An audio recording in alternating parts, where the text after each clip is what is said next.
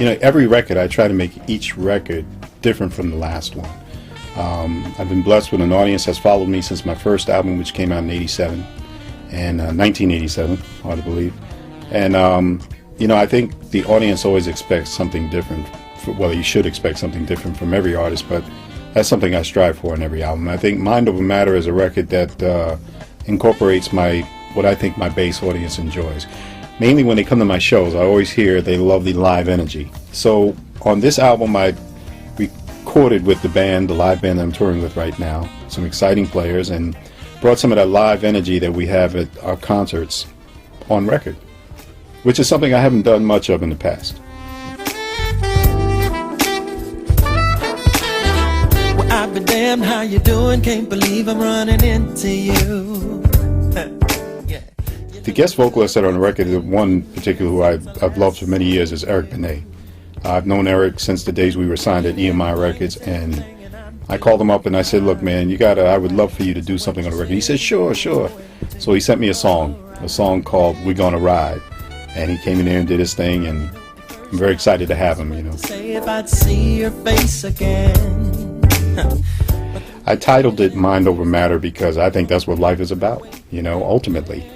It was an appropriate title for me because, that's how I deal with life. I always try to think through things before you respond or you react to something or, emote over something, So it just seemed appropriate. And the song Mind Over Matter is a song we actually do live in the concerts. We have fun with people usually dancing. And it's been in my repertoire for quite some time. I just decided to put it on record now.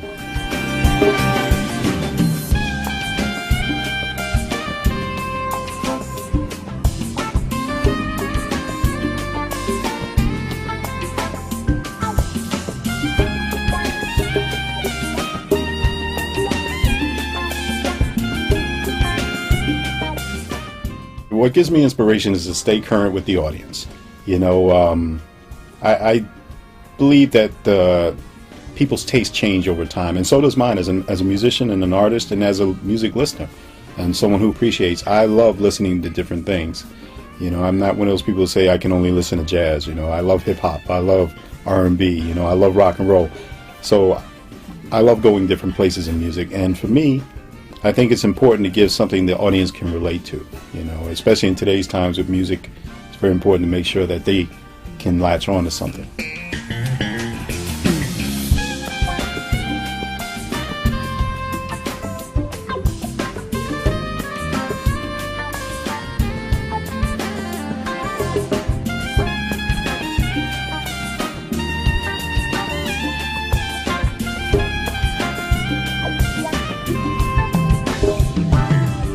I think my music's changed over time just through natural experience. As an artist, you grow. Every project you do, you grow from. Your experience as a human being. You're able to draw upon those experiences. When I started with Najee's theme, I didn't have a clue as to what I was doing. I was just very fortunate to have been blessed with an opportunity and in the right place, the right time, doing the right things, and I got my first contract. I had no idea it was going to do as well as it did.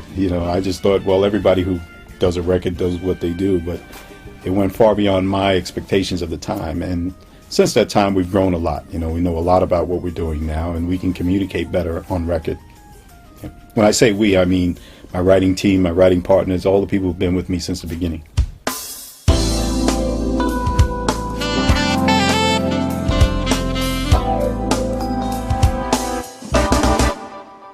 I think I attribute my success, number one, to staying true to myself, not trying to be somebody else.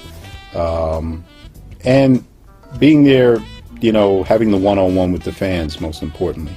I think when an artist is able to make a connection with his audience, that you can't beat that.